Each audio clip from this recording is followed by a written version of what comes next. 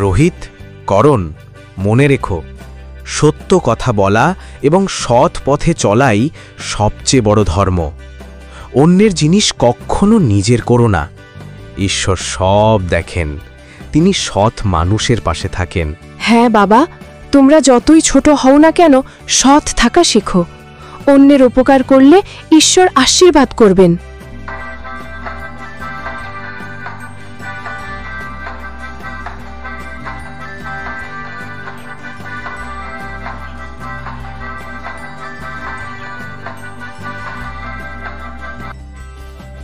ভাই করণ, দেখো তো, রাস্তার পাশে একটা বড় থলে পড়ে আছে। চল খুলে দেখি।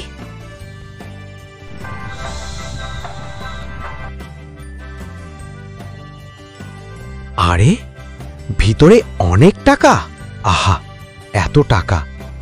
চাইলে আমরা সুখে থাকতে পারি, নতুন জামা কাপড়, খেলনা সব কিনতে পারি। কিন্তু ভাই, এটা আমাদের নয়, এটা কারো হারানো জিনিস।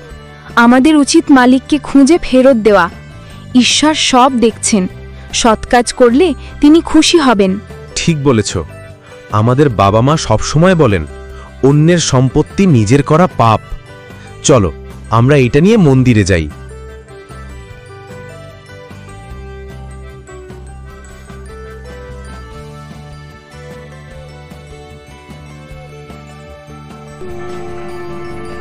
কে এসেছো? কি হয়েছে পুরোহিত মশাই? আমরা হাঁটতে হাঁটতে এই থলেটা পেয়েছি, ভিতরে অনেক টাকা। আমরা চাই মালিককে ফেরত দিতে। দয়া করে গ্রামের সবাইকে বলুন, যার হারানো টাকা সে যেন এসে নিয়ে যায়। খুব ভালো কাজ করেছ। ঈশ্বর সৎ মানুষের পাশে থাকেন। আমি সবাইকে জানাচ্ছি।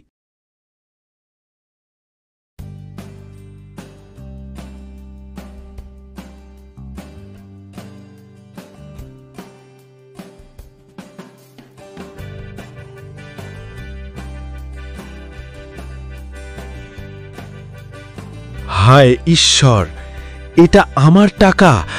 আমি ভেবেছিলাম আর কখনো পাবো না। তোমরা আমাকে বাঁচালে। আমরা শুধু আমাদের কর্তব্য করেছি। এটা আপনার হারানো জিনিস। আপনাকে ফেরত দিতে পেরে আমরা খুশি। আমরা কোনো পুরস্কার চাই না, সৎ কাজ করাই আমাদের কর্তব্য। ঈশ্বর সব সময় ভালো কাজের পাশে থাকেন। ঈশ্বর তোমাদের সুখী করুন, তোমাদের জীবন আলোয় ভরে উঠুক।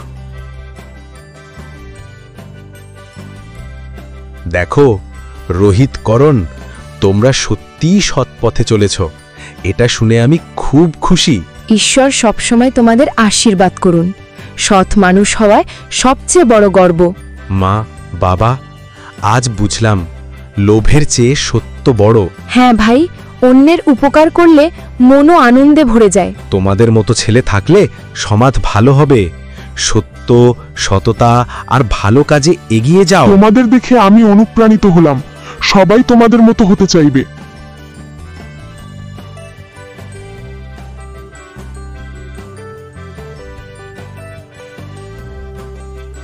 মনে রেখো, সৎ পথে চললে ঈশ্বর তোমাদের সব বিপদ থেকে রক্ষা করবেন।